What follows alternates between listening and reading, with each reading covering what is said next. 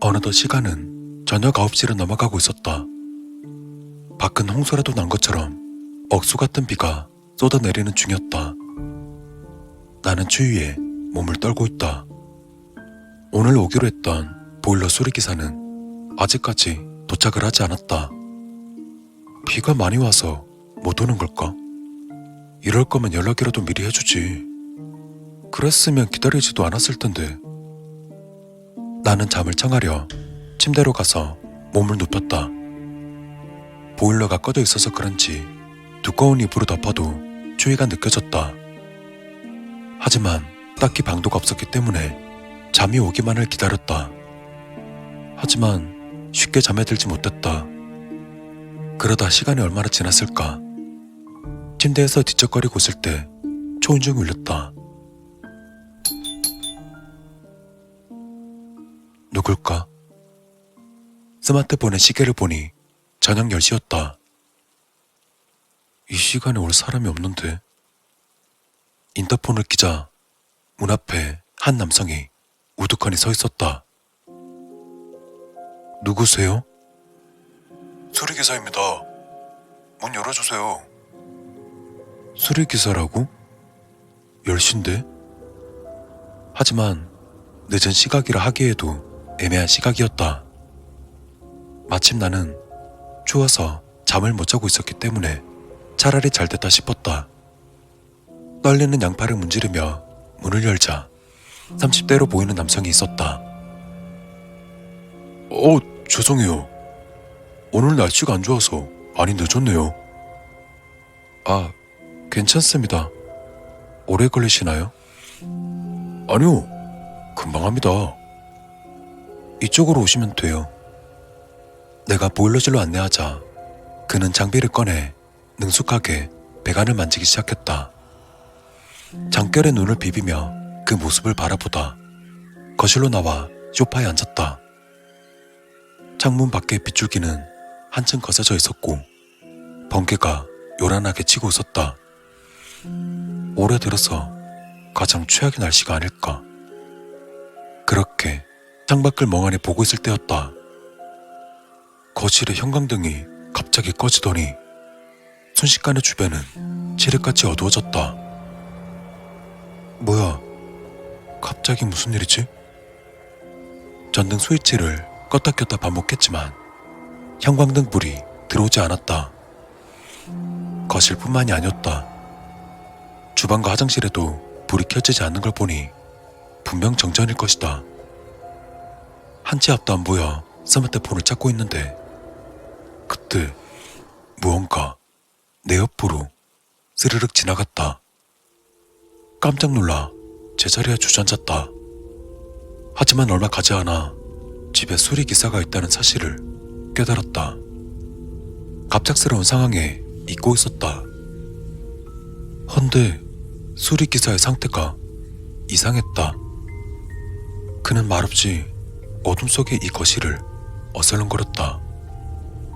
나는 그 모습을 넋놓고 바라볼 수밖에 없었다. 잠시 후 그는 소파에 앉더니 미동도 없이 움직임을 멈추었다. 왜 저러는 거야? 저기요. 그가 고개를 돌리는 듯한 실루엣이 흐릿하게 보인다. 저기요. 정전인 것 같은데요? 조금 기다리면 괜찮아질 겁니다. 목소리가 들려오자 그제야 안도감이 들었다. 난 머쓱함을 느끼며 자리에서 일어났다. 아, 예. 아마도 날씨 때문이겠죠?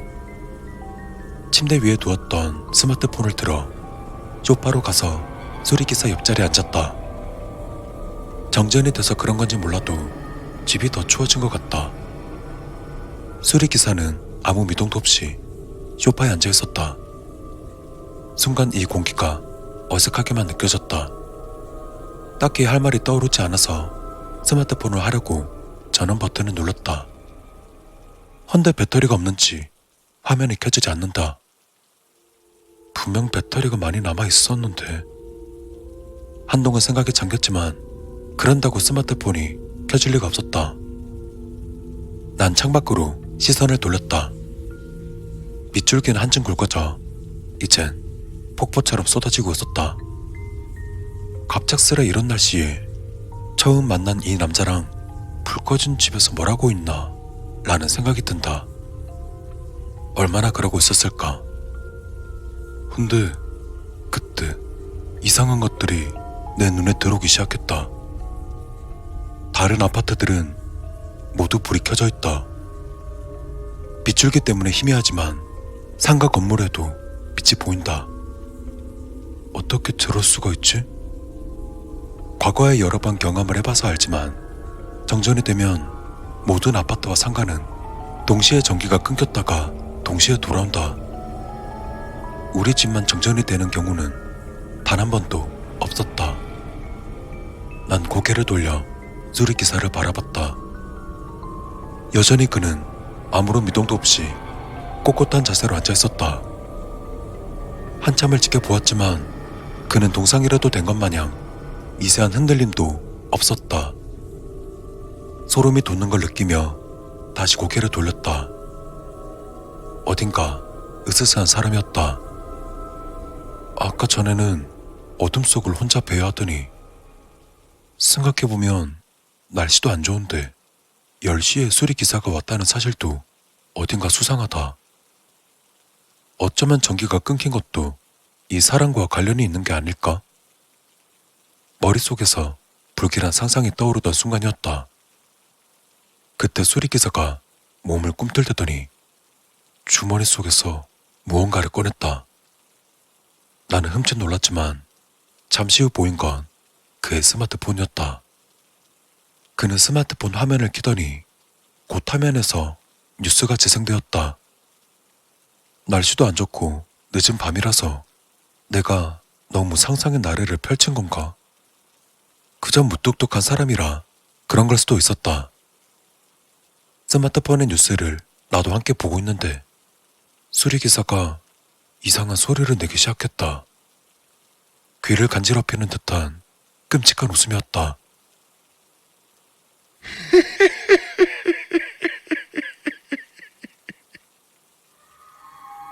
왜 저러지? 화면 속에서는 뉴스 앵커가 긴급 속보를 전하고 있었다. 폭우로 인해 많은 사람이 다치거나 사망하였습니다. 오후 1시경에는 산사태로 8명이 숨졌고 도로가 침수되어 교통사고로 많은 사람이 사망하였습니다.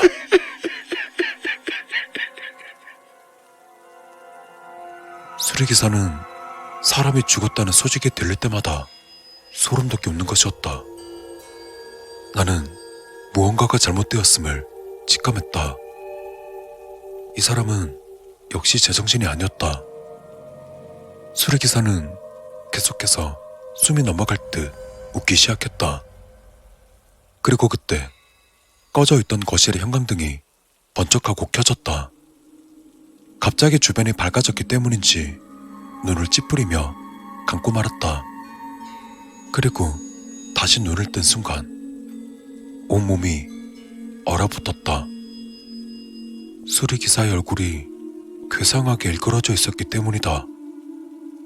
눈은 옆으로 쭉 찢어져 있고 볼에는 구멍이 숭숭 뚫려 있다. 귀는 어디로 갔는지 형체조차 보이지 않는다. 이건 사람이 아니었다. 괴물? 아니면 귀신? 머릿속에서 수많은 생각들이 떠올랐지만 내 손과 발은 한치도 움직이지 않았다. 난 겁에 질려 입을 벌리고서 그를 바라보았다. 그러더니 갑자기 자리에서 벌떡 일어났다. 그리고 지금 알았는데 흉측한 건 얼굴뿐만이 아니었다. 신체에 묻은 것이 뒤틀려 있는 상태였다. 그는 비틀거리며 어디론가 서서히 움직이기 시작했다. 그가 완전히 사라지고 난 뒤 보일러실에서 굉음이 들려왔다.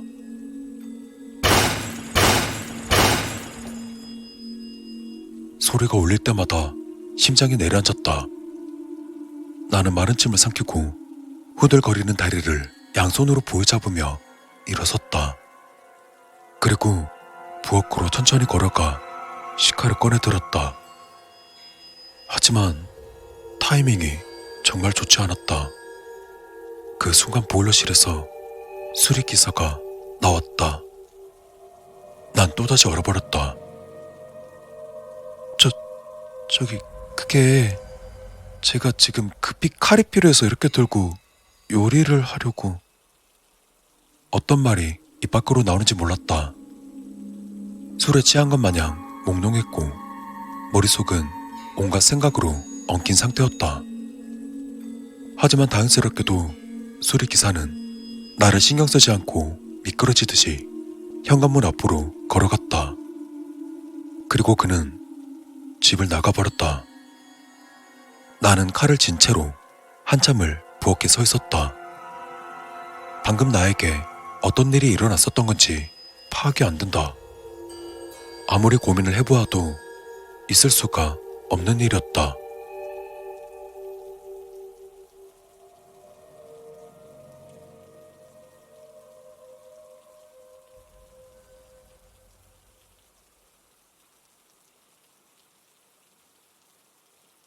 결국 잠을 자지 못했다. 날이 밝아오고 오후쯤이 되고 나서야 두려움이 약간은 거쳐졌다. 그리고 그때 전화벨이 울렸다. 스마트폰 화면을 보니 번호가 저장되어 있지 않았다. 별 생각 없이 통화 버튼을 눌렀다. 수리센터입니다. 나는 아무 말도 내뱉지 못했다. 이걸 끊을까 말까 고민하고 있는데 목소리가 들려왔다. 저기요? 506호 이성현님 아니세요? 한참을 망설이다가 대답했다. 네, 맞는데 무슨 일이시죠? 죄송해서요. 수리요금은 환불해 드리겠습니다. 다음으로 들려오는 남성의 말은 매우 충격적이었다. 전날에 수리기사가 교통사고로 사망했다는 것이다. 그러게, 날씨 안 좋으니까 가지 말랬는데 결국 갔다가 죽어버렸어. 탄식하는 목소리가 들려왔지만 귀에 들어오지 않았다. 난 머릿속이 백지가 된 채 전화를 끊어버렸다.